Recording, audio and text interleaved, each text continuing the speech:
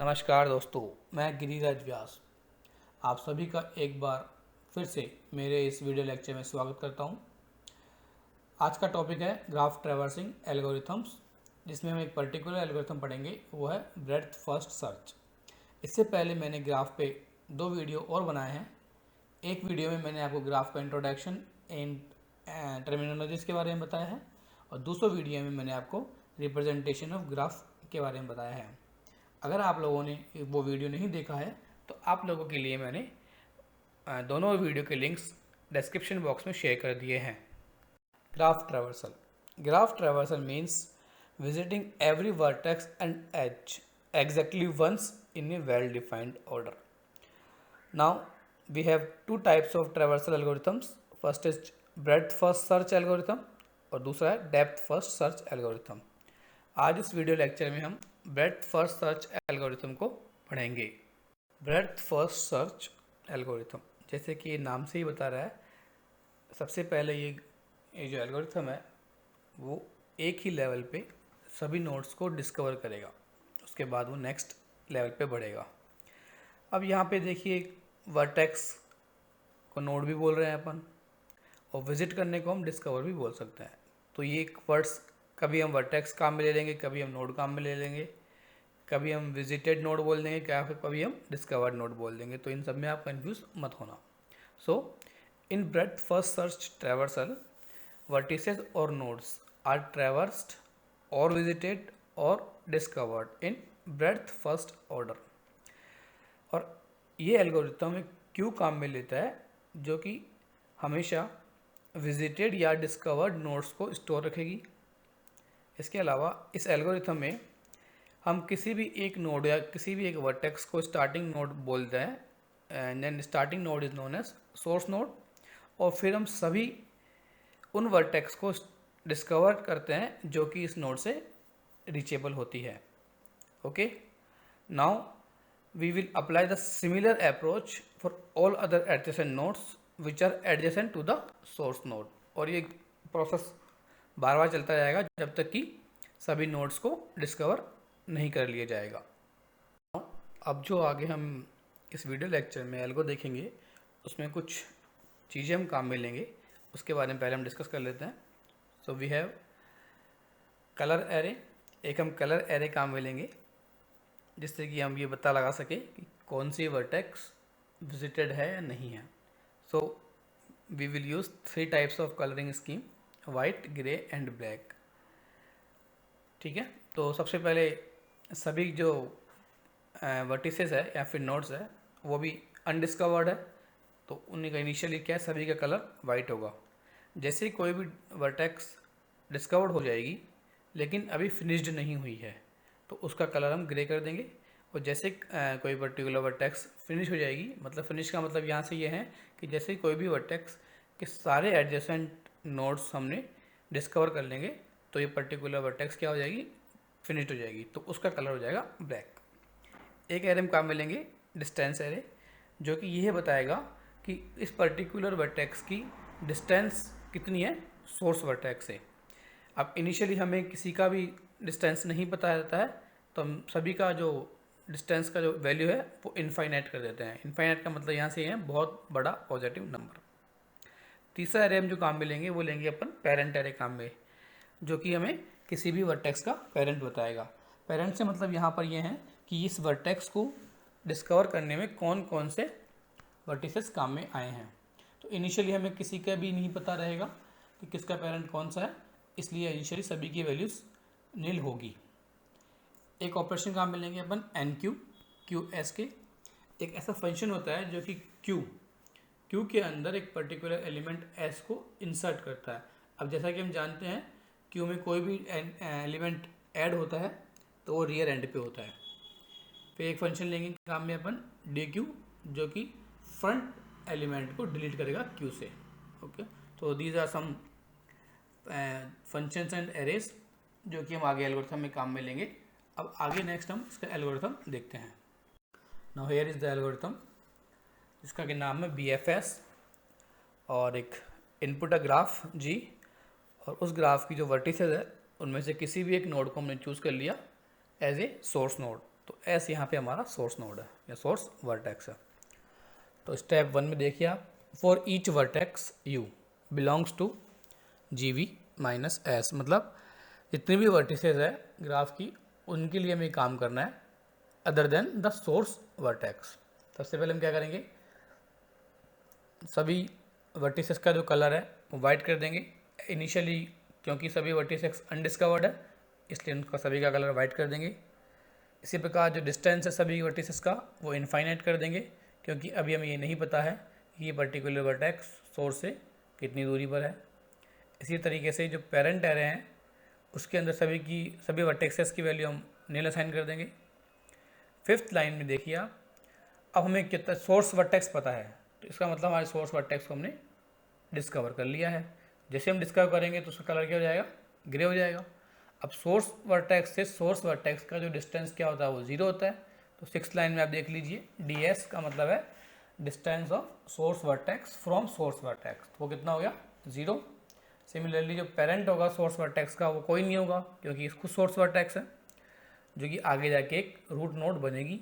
7th line में आप देख सकते हैं pi of S equals to nil. Initially क्या होता है, क्यू हमारा एम्प्टी है, कोई भी एलिमेंट क्यू में नहीं है। 8th लाइन में क्यू इक्वल्स टू एम्प्टी लिखा हुआ है। फिर 9th लाइन में हमने क्या करा है, एन क्यू करा है, मतलब जो सोर्स वर्टेक्स था उसको हमने क्यू के अंदर इंसर्ट कर दिया। 10th लाइन से लेके 18th लाइन तक एक लूप चलाया है, while Q is not equals to null. अब क्योंकि हमने एक एलिमेंट इंसर्ट कर दिया है सोर्स वर्टेक्स, तो अभी हमारा क्यू नल नहीं है। नाउ अब इस वाइल लूप में क्या काम करना है, 11th लाइन में देखिए आप, डू डी क्यू करना है आपको। डी क्यू का मतलब है कि एक एलिमेंट को डिलीट करना है, फ्रंट एलिमेंट को। अब क्योंकि अब इसमें एक ही एलिमेंट है सोर्स वर्टेक्स एस, उसको हमने डिलीट करके यू के अंदर स्टोर कर दिया है। फिर हम क्या चेक कर रहे हैं, इस यू की एडजेसेंट वर्टिसेस चेक कर रहे हैं 12th लाइन पे, for each vertex belongs two adjacent vertices of you. फिर 13th लाइन पे हम उसका कलर चेक कर रहे हैं, अगर कलर उसका वाइट है तो ही हम आगे बढ़ेंगे, नहीं तो फिर हम नहीं बढ़ेंगे। अगर उसका कलर वाइट है तो जितनी भी वर्टिसेस है उसका कलर कर दो ग्रे, उसका जो डिस्टेंस है वो कर दो डी यू प्लस 1, और जो पेरेंट है वो हो जाएगा एस, मतलब ये सोर्स वर्टेक्स एस से आपने इनको डिस्कवर करा है। तो इन वर्टिसेस का जो पेरेंट है वो कौन है, एस है। और फिर इस जो वर्टेक्स को एन क्यू कर देंगे अपन क्यू के अंदर, मतलब उसके रियर एंड पे एन क्यू कर देंगे। ऐसा हम हर एक एडजेसेंट वर्टेक्स के लिए करेंगे जो कि यू के एडजेसेंट है। और जैसे ही सभी वर्टिसेस हमने कवर कर लेंगे तो 18th लाइन पे आगे देखिए, colour of you equals to हमने क्या कर दिया है, ब्लैक कर दिया है। इसका मतलब ये है कि जो यू है वर्टेक्स वो अब फिनिश्ड हो चुकी है। अब वापस हम कहाँ जाएंगे, 10th में जाएंगे, while Q is not equals to empty. अगर फिर से क्यू एम्प्टी नहीं है तो फिर से ये प्रोसेस बार बार रिपीट होगा। अब इस एल्गोरिथम को हम एग्जाम्पल से देखेंगे तो बहुत ही आसानी से समझ में आ जाएगा। नाउ कंसीडर द एग्जाम्पल, आपके स्क्रीन पे एक ग्राफ बताया गया है, A B C D E F, इसके ये 6 वर्टिसेस हैं और 3 एरे हमने काम में लिए हैं, colour, D for distance array और पाई एरे हैं वो जो कि पेरेंट एरे हैं। सबसे ऊपर ही ऊपर आप देख सकते हैं A B C D E F है, मतलब ये हर वर्टेक्स के लिए हमने एक जगह दी है एरे के अंदर। और आपके नीचे देखिए 0 1 2 3 4 5 लिखा हुआ है जो कि एरे का इंडेक्स है। और क्यू है एक, जिसमें इनिशियली हमने सोर्स वर्टेक्स को डाल दिया है, एक एरो दिखा रखा है। बाकी सभी वर्टिसेस वाइट है केवल ए के अलावा, क्योंकि ए को हमने भी डिस्कवर कर लिया है, तो ये डिस्कवर्ड वर्टेक्स है तो कलर्स का हमने ग्रे कर दिया है। नीचे आपके राइट हैंड साइड में वर्टेक्स और एडजेसेंट लिस्ट दिखा रखी है इसकी, तो इससे पता लगता है कि ए के नेबर्स कौन कौन है। जैसे कि आप देख सकते हैं ग्राफ से, ए का नेबर है बी सी डी, बी का नेबर है डी एंड ई, सी का नेबर है डी और डी का नेबर है ई, और ई का नेबर एफ और एफ का नेबर कोई नहीं है। तो ये हम अगर हमारे एल्गो से कंपेयर करते हैं तो आप देखिएगा कि जो 9th नंबर तक की लाइन्स है उनको हमने कवर कर लिया है। अब हम नेक्स्ट 10th लाइन से हमारा लूप स्टार्ट होगा, तो अब देखते हैं नेक्स्ट कैसे होता है आगे। नाउ अभी हमारे लूप चलेगा लाइन नंबर 10 से लेकर लाइन नंबर 18 तक। आपके रेफरेंस के लिए मैंने राइट हैंड साइड पे वो कोड भी लिख दिया है लूप वाला, ताकि आपको बार बार पीछे नहीं जाके देखना पड़े। जो एरो पॉइंट हो रहा है किसी पर्टिकुलर वर्टेक्स पे, वो ये बता रहा है कि इस वक्त कौन सी नोड हमने DQ करके लूप के लिए चुनी है। तो यहाँ पे हमने DQ कर लिया ए नोड को, जो कि फ्रंट नोड थी, और उसको हमने अभी करंट नोड बना दिया है, that means the node under consideration. अब यहाँ देख सकते हैं एडजेसेंसी मैट्रिक्स में हमारे पास जो ए है उसके 3 नेबर्स है BCD। तो हमने सबसे पहले लूप देखिए आप फॉर ईच V, मतलब फॉर ईच वर्टेक्स जो कि U के एडजेसेंट है। तो यहाँ पे कौन कौन से एडजेसेंट है A के, BCD। तो सबसे पहले लेट्स सपोज आपने B को चूज़ किया, हमने चेक करा B का कलर जो कि क्या है, वाइट है तो कंडीशन ट्रू हो जाएगी, तो उसका कलर हम कर देंगे ग्रे। अब आप जाके देख लीजिए ऊपर इसका जो कलर एरे है, कलर एरे में मैंने B का कलर कर दिया जी का मतलब यहाँ पे है ग्रे। DV कर दिया मैंने DU+1, तो DU पहले कितना था 0, तो 0+1 कितना हो गया 1। तो अब D एरे में देखिए B वर्टेक्स का D वर्टेक्स कितना हुई 1 हो गया, और पेरेंट क्या हो जाएगा इस वर्टेक्स का S का मतलब A, आप चेक कर सकते हैं पाई एरे में जाके। और फिर NQ कर दीजिए आप इसको, मतलब हमने B को Q के अंदर इंसर्ट करना है। ठीक है, आराम से आप देख सकते हैं इस चीज़ को। तो ये काम हमने कर दिया वर्टेक्स B के लिए। अब फिर हम जाके वाइल लूप में चलेंगे, किसके लिए, एडजेसेंट वर्टेक्स के लिए, फॉर ईच V के लिए। तो हम देखेंगे यहाँ पे अभी C और D 2 वर्टिसेस और है जो कि एडजेसेंट टू A है। तो इन दोनों वर्टेक्स के लिए हम सेम काम करेंगे, मतलब कलर ऑफ C को कर देंगे ग्रे, कलर ऑफ D भी ग्रे हो जाएगा, distance of C 1, distance of D 1, और पाई मतलब पेरेंट ऑफ C हो जाएगा A और पेरेंट ऑफ D हो जाएगा A, जैसा कि आप इन तीनों अरेज में देख सकते हैं। और हमने B, C और D तीनों वर्टेक्स है वो Q के अंदर ऐड कर दिया है। अब यहाँ पे जो BCD का ऑर्डर है ये मायने नहीं रख सकता है, आप चाहे तो DCB कर लीजिए या CBD कर लीजिए, तो इसका ऑर्डर कोई मायने नहीं रखता है। अब जैसे ये तीनों वर्टिसेस ग्रे हो जाएगी तो हमारी अब कोई एडजेसेंट वर्टेक्स नहीं बची है A से, तो हम क्या कर देंगे, colour of A equals to black कर देंगे, जैसे कि आप कलर एरे में जाके देख सकते हैं। इसका मतलब ये है कि A जो वर्टेक्स है उसके सभी एडजेसेंट नेबर्स को हमने प्रोसेस कर लिया है, मतलब डिस्कवर कर लिया है, और अब A क्या हो चुकी है, फिनिश हो चुकी है, जो कि हमने ब्रेडथ फर्स्ट सर्च में देखा था कि सभी एक लेवल की वर्टिसेस को डिस्कवर करा जाता है। तो यहाँ पे A वर्टेक्स फिनिश हो चुकी है। अब हम आगे बढ़ते हैं। नेक्स्ट हमने फ्रंट जो वर्टेक्स थी B उसको DQ कर लिया है। तो अब हम B के नेबर्स चेक करेंगे। B के 2 नेबर है D और E, लेकिन D तो ऑलरेडी ग्रे है, तो जो for each vertex adjacent to U वाला जो कोड है वो D के लिए नहीं चलेगा, क्योंकि कलर ऑफ D ऑलरेडी क्या है, ग्रे है। तो वहाँ पे इसको हम इंसर्ट दोबारा नहीं करने का। फिर एक E पे आए, E का कलर हमने चेक करा, E का कलर क्या था, वाइट है, मतलब अभी अनडिस्कवर्ड है। तो हमने E को डिस्कवर कर लिया है, तो उसको हम इंसर्ट कर देंगे, उसके जो वैल्यू हम चेंज कर देंगे कलर की, वो जाएगी ग्रे। DV तो जाएगा DU+1, जो कि होगा DB+1, मतलब 1+1 हो गया 2। इसके पेरेंट एरे कौन आ जाएगा, जो E है वो डिस्कवर कहाँ से हो रही है, B से हो रही है, तो B will be the parent of E। और फिर हमने E को Q में इंसर्ट कर दिया। अब B की दोनों जो नेबर्स थे वो कंप्लीट हो चुकी है, इसका मतलब B फिनिश्ड हो चुका है, तो B का कलर हमने ब्लैक कर दिया। आप ये सभी चेंजेस कलर D और पाई और Q इन चारों में देख सकते हैं, आपके सामने दिख रहा है। नेक्स्ट अब हम C को DQ करेंगे। अब जो फ्रंट एलिमेंट था वो था C, जिसको कि हमने DQ कर लिया है। अब C के नेबर्स हम चेक करेंगे। C का नेबर है D, जो कि ऑलरेडी ग्रे है, तो इसका मतलब C की कोई भी ऐसी एडजेसेंट नेबर नहीं है, ऐसी नोड नहीं है जिसका कलर वाइट है, तो ऑटोमेटिकली C क्या हो जाएगा, फिनिश हो जाएगा। तो C का कलर हम कर देंगे ब्लैक, और बाकी इसके अलावा कोई चेंजेस नहीं होंगे। अब नेक्स्ट हम डी को डी क्यू करेंगे। नाउ डी को हमने डी क्यू कर लिया क्योंकि वो फ्रंट एलिमेंट था। यहाँ पे आप देख सकते हैं डी का जो नेबर है वो ई है और कोई नेबर नहीं है इसका, बट ई ऑलरेडी क्या है आपका ग्रे है। तो अब ऐसी कोई एडजेसेंट वर्टेक्स बची नहीं है जो कि वाइट हो, तो ये जो फॉर ईच वाली जो कंडीशन है ये फॉल्स हो जाएगी आपकी। हम सीधा क्या कर देंगे, colour of you equals to black कर देंगे, जैसा कि आप देख सकते हैं कलर एरे के अंदर। इसके अलावा कोई चेंज होने वाले नहीं है।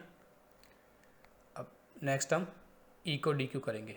नाउ हमने जो फ्रंट एलिमेंट था ई उसको डी क्यू कर लिया है। उसके नेबर्स चेक करें, वो है एफ। एफ अभी तक क्या था, वाइट था। तो अब वाइट कंडीशन ट्रू हो गई। अभी जब कंडीशन ट्रू हो जाएगी तो कलर ऑफ एफ क्या हो जाएगा, ग्रे, जो कि हमने कलर एरे में दिखा रखा है ग्रे कलर। और जो डी हो जाएगा वो डी यू प्लस वन, मतलब 2+1 दैट इज़ 3।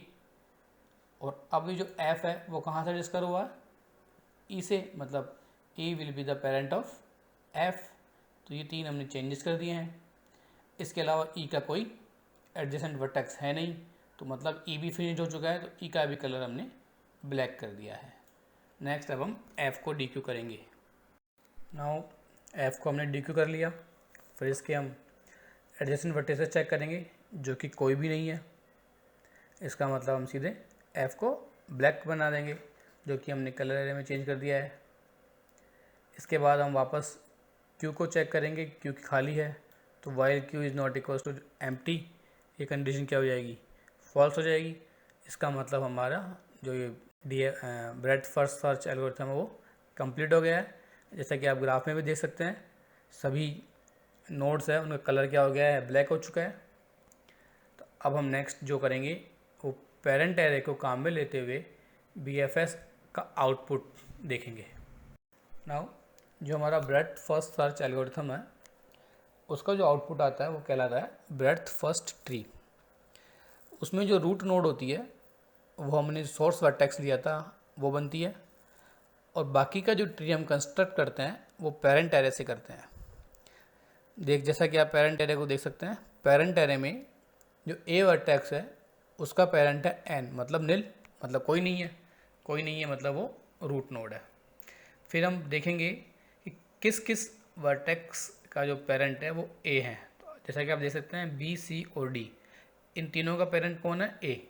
तो नेक्स्ट लेवल पे कौन कौन आएगा, बी, सी और डी। जैसे कि मैंने रेड मार्क कर रखा है, ए को अपन ने एक लेवल पे कंसीडर किया हुआ है, बी, सी, डी को लेवल 2 पे कंसीडर किया हुआ है। फिर हम चेक करेंगे बी किसका पेरेंट है। तो हमने देखा बी ई का पेरेंट है, तो बी को हम ई से डिस्कवर करेंगे।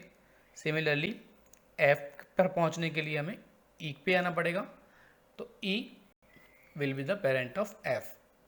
इस तरीके से हम हमारा ब्रेथ फर्स्ट ट्री कंस्ट्रक्ट कर लेंगे यूजिंग द पेरेंट एरे।